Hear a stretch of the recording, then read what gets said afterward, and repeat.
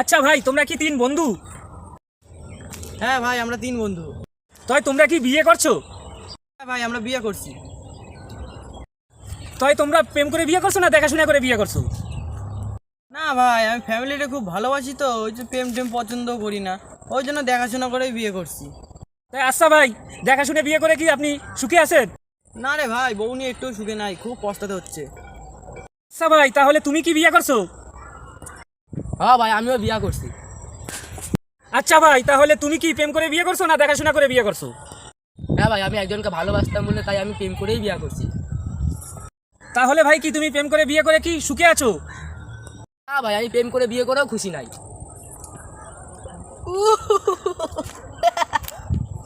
ও ভাই, তুমি এত হাসতে আছো কেন?